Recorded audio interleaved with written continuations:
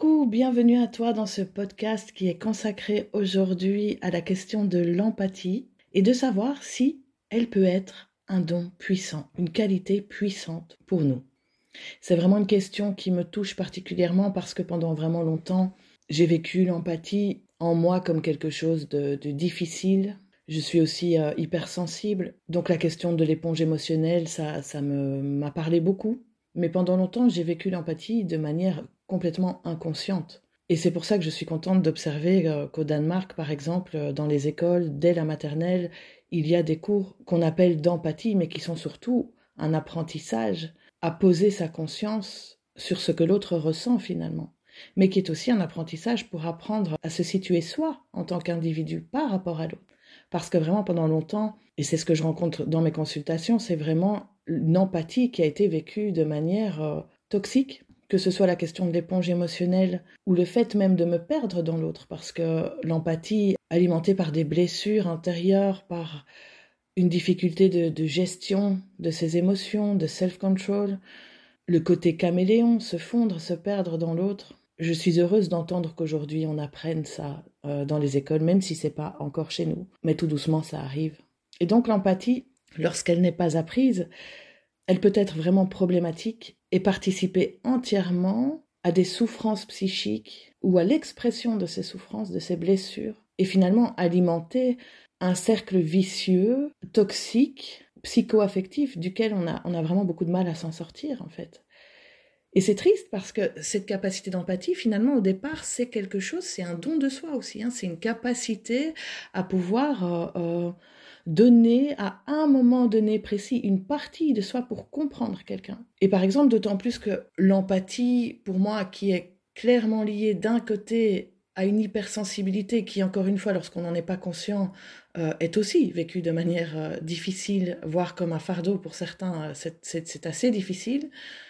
En fait, elle me connectait dès le départ à ce dont j'avais besoin d'être connectée pour pouvoir aujourd'hui pratiquer, travailler l'empathie, que ce soit dans ma vie personnelle ou dans ma vie professionnelle. Mais avant ça n'a pas pu être comme ça. Je me suis vraiment rendu compte pendant plusieurs années que je pouvais vraiment me perdre dans l'autre.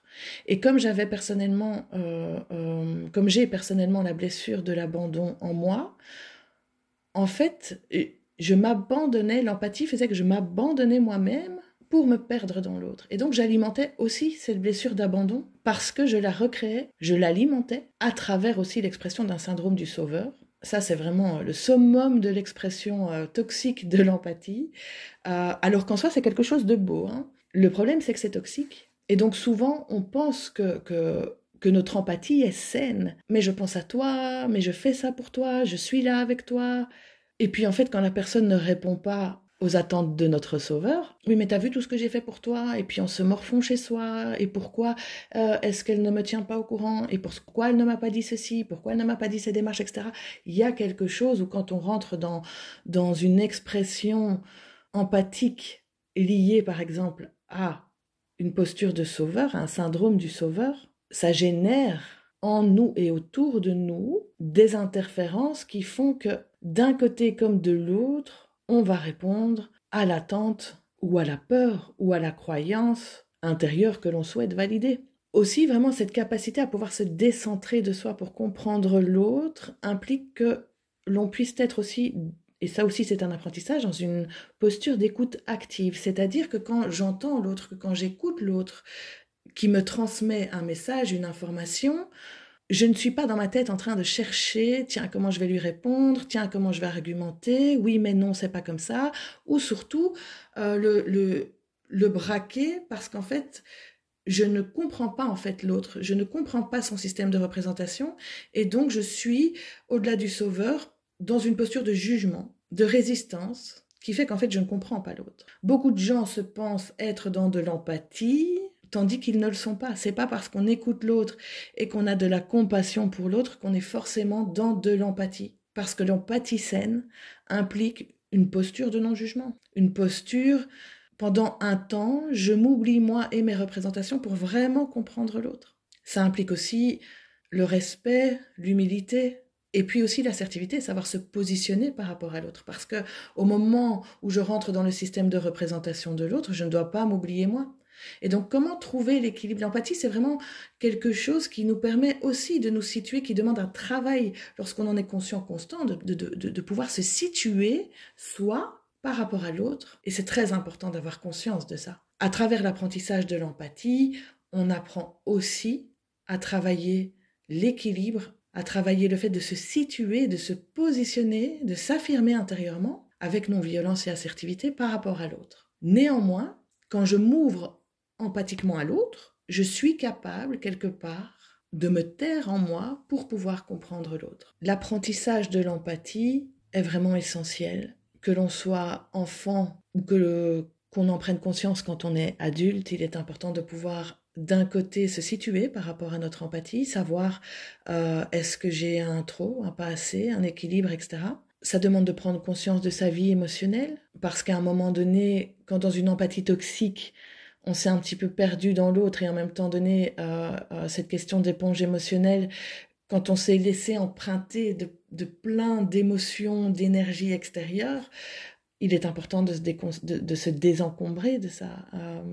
On porte finalement beaucoup d'émotions qui ne sont pas les nôtres. Et l'hypersensible empathe qui n'en a pas conscience, il accumule des poids dans un sac à dos émotionnel, dans un sac à dos qu'il porte. Et chaque jour, on peut rajouter des pierres et des pierres comme ça. Il est important de les enlever et d'avoir aussi une conscience telle de soi que je suis capable de me rendre compte de ce que je porte et qui n'est pas à moi. Et du coup, de pouvoir m'en dégager. L'empathie, c'est aussi quelque part un outil puissant pour pouvoir accompagner l'autre. Que ce soit dans une sphère privée, voire professionnelle, une empathie, surtout si elle est développée, acquise, apprise en soi, qu'elle est saine en soi, qu'elle est équilibrée, c'est vraiment un outil puissant pour pouvoir finalement, si je pouvais le dire comme ça, accompagner son prochain.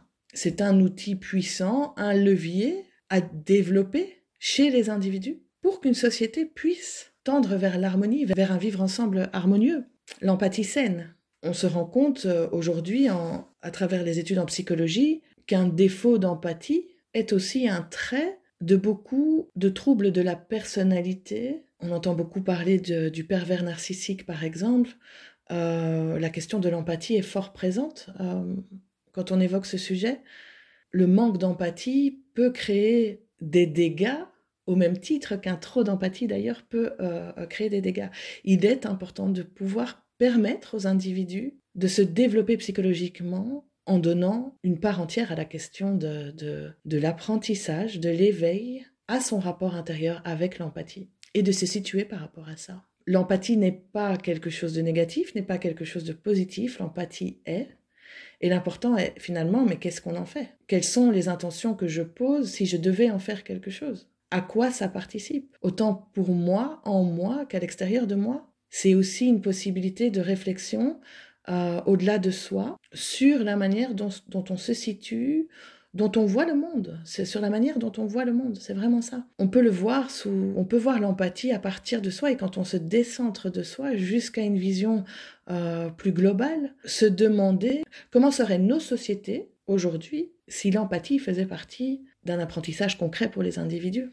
Et ce qui est incroyable, puisque je fais le lien avec la société, c'est que beaucoup de gens que nous avons choisis pour être nos décideurs aujourd'hui, il y a beaucoup de ces personnalités qui, lorsqu'ils sont analysés par certains psychiatres, il se dit que certaines de ces personnes ont un manque profond d'empathie. Et là, finalement, la question de l'empathie devient centrale parce qu'elle nous impacte autant nous-mêmes, finalement, en tant qu'individus qu'en tant que société. Et aujourd'hui, il y a quand même encore beaucoup de violence qui s'exprime, voire de plus en plus, en fait, dans une certaine mesure. Et j'ai presque envie de dire dans ce cas-là que l'empathie devient une arme pacifique pour l'apaisement des tensions dans une société.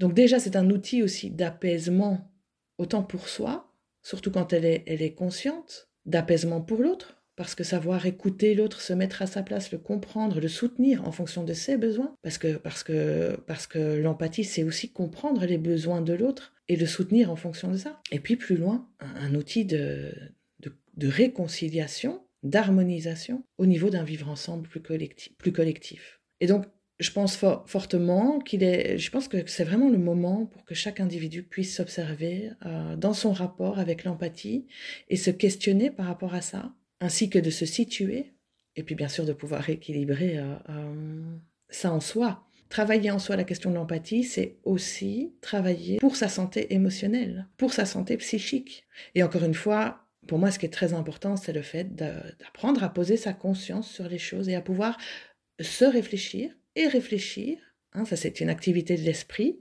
sur la manière dont on se situe personnellement par rapport à l'empathie. Mais en tout cas, oui, c'est un outil puissant de résilience, c'est un don, une qualité qui est plus ou moins naturelle chez l'être humain, qui se développe et qui est puissant, parce que c'est un moyen puissant de créer l'apaisement et une possibilité d'un vivre ensemble harmonieux. Donc que ce soit pour soi ou pour l'autre, ou pour le monde, il est puissamment important et urgent de développer en soi une réflexion, une prise de conscience sur la manière dont on fonctionne ou dont on envisage l'empathie. Merci à toi de m'avoir écouté jusqu'à maintenant.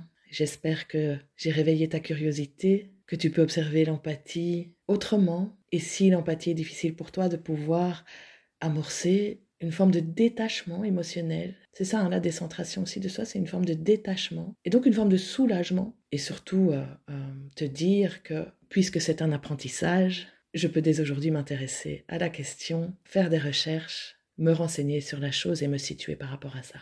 À très bientôt dans un nouveau podcast. Que tout te soit doux et lumineux. Ciao, ciao.